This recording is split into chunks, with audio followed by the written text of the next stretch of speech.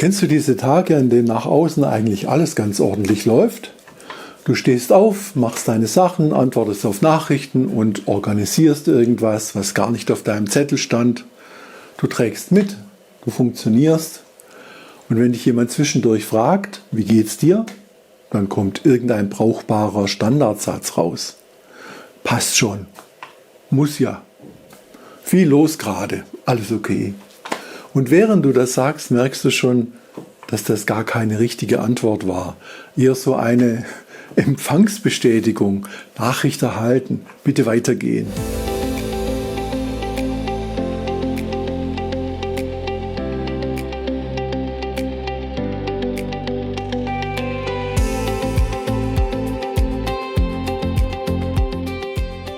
Es gibt Menschen, die fallen nicht spektakulär auseinander, die stehen auf, machen Termine, kümmern sich, denken an andere und wirken belastbar. Und gleichzeitig wird ihnen etwas dünner. Nicht mit Pauken und Sirenen, eher so, als würde der innere Kontakt langsam auf leise gedreht. Und genau deshalb ist dieser Zustand so tückisch. Von außen fällt er oft gar nicht auf.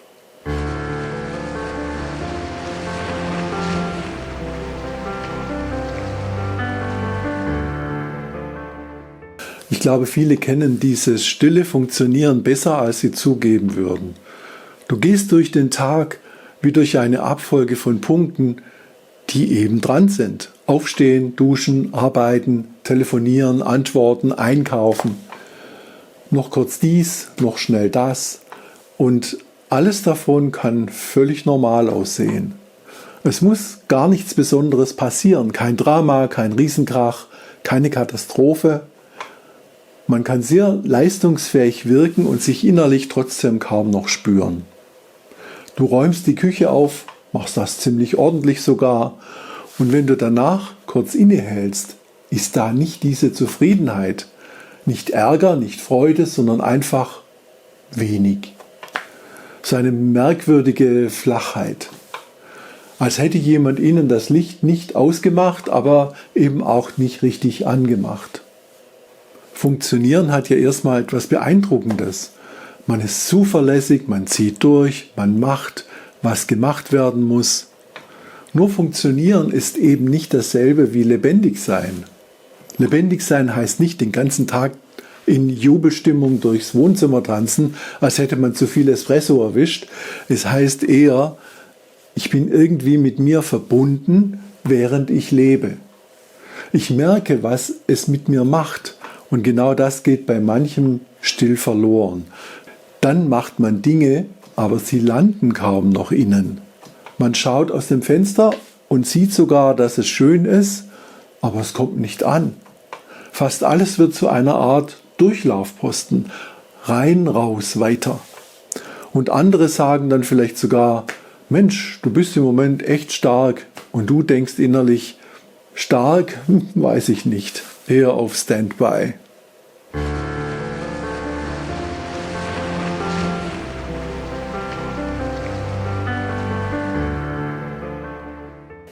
Ich glaube, die innere Entfernung merkt man oft nicht zuerst an Erschöpfung, sondern an Resonanzverlust. Also daran, dass Dinge, die früher wenigstens ein bisschen etwas ausgelöst haben, plötzlich seltsam flach wirken.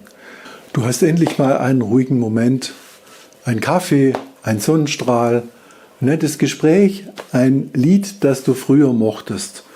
Und du merkst, es ist objektiv schön, aber innen kommt kaum Resonanz.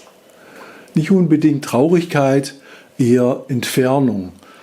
Das ist schwer zu beschreiben, weil es nicht so klar ist wie Wut oder Angst.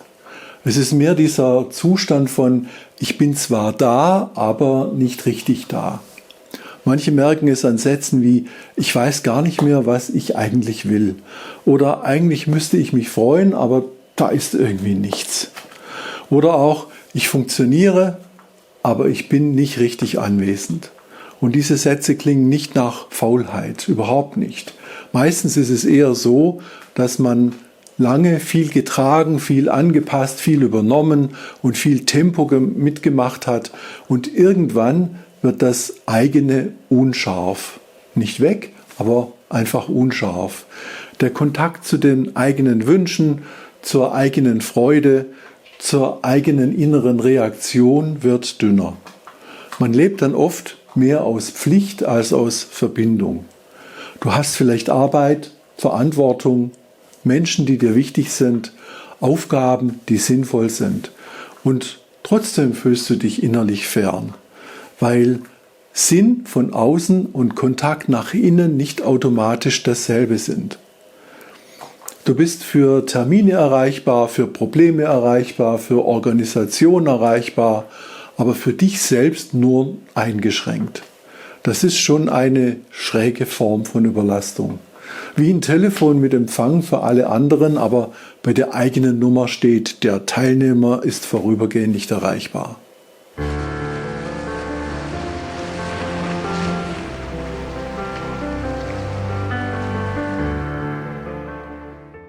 Und an dieser Stelle ist mir etwas wirklich wichtig. Dieses stille Abgekoppeltsein ist nicht einfach persönliches Versagen. Es ist auch keine Diagnose aus einem Internetvideo. Ich behaupte hier nicht, was du hast, darum geht es einfach gar nicht. Ich meine etwas Alltäglicheres und gleichzeitig Ernsteres. Dass ein Mensch über längere Zeit so stark im Modus Verantwortung, Tempo, Mittragen, Organisieren und Durchhalten sein kann, dass der innere Kontakt nach und nach ausdünnt. Dann ist da nicht nur Müdigkeit da, dann ist da Entfremdung von sich selbst. Ein großes Wort, ich weiß, aber manchmal trifft es leider ziemlich gut. Du verlierst nicht alles, du bist nicht plötzlich ein anderer Mensch, aber das eigene wird deutlich undeutlicher. Was will ich eigentlich? Was tut mir wirklich gut? Was berührt mich noch? Wo bin ich nur noch in Pflichterfüllung unterwegs? Solche Fragen hängen eher irgendwo hinten und warten darauf, dass endlich mal jemand zuhört. Und oft passiert genau das erst einmal nicht, weil man weiter funktioniert. Was soll man auch machen, wenn der Alltag morgens nicht freundlich fragt, hättest du heute lieber inneren Kontakt oder deine To-Do-Liste? Der Alltag ist da eher praktisch veranlagt. Deshalb finde ich den ehrlichen Blick so wichtig. Nicht sofort die Lösung, nicht gleich das nächste Optimierungsprogramm, nicht dieser neue Druck von, so jetzt muss ich mich aber dringend wieder besser spüren. Das wird ja oft dann direkt die nächste Aufgabe. Und Aufgaben hattest du vermutlich schon genug. Ich glaube, der erste ehrliche Schritt ist viel schlichter. Überhaupt zu merken, dass hier vielleicht nicht nur Erschöpfung läuft, sondern Entfernung. Dass das Problem nicht bloß ist, ich bin müde, sondern vielleicht auch, ich bin mir selbst unterwegs ein Stück weit verloren gegangen. Dann fragt man nicht mehr nur, wie kriege ich alles wieder besser organisiert, sondern vielleicht auch, wer merkt eigentlich noch, was das alles mit mir macht. Das ist die ehrliche Frage. Manchmal ist das Gegenteil von Lebendigkeit nicht Chaos, nicht Drama, nicht völliger Zusammenbruch. Manchmal ist das Gegenteil von Lebendigkeit einfach ein sehr ordentliches, verlässliches Funktionieren, bei dem außen alles weiterläuft und innen kaum noch jemand zurückschreibt. Und wenn du das von dir kennst, dann ist vielleicht schon viel gewonnen, wenn du es überhaupt so benennen kannst. Nicht als Etikett, nicht als Urteil, eher als ehrliche Beobachtung. Heute habe ich vieles geschafft, aber mich selbst kaum gespürt. Ich glaube, das ist kein kleiner Satz, das ist einer von denen, die nicht laut sind und trotzdem etwas verändern können.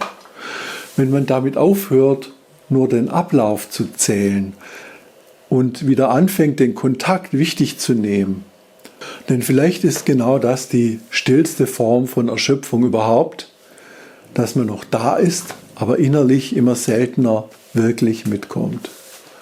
Und vielleicht beginnt genau da etwas Neues, mit einem ehrlichen Moment, in dem du merkst, ich funktioniere nicht nur, ich fehle mir auch gerade ein bisschen. Und vielleicht ist der nächste Schritt dann gar nicht sofort alles zu ändern, vielleicht ist der nächste Schritt, dein Leben wieder so auszurichten, dass du darin nicht nur funktionierst, sondern auch wieder drin vorkommst. Nicht perfekt, aber ehrlich genug, um zu merken, da bin ich ja. Und das wäre auf jeden Fall ein guter Anfang.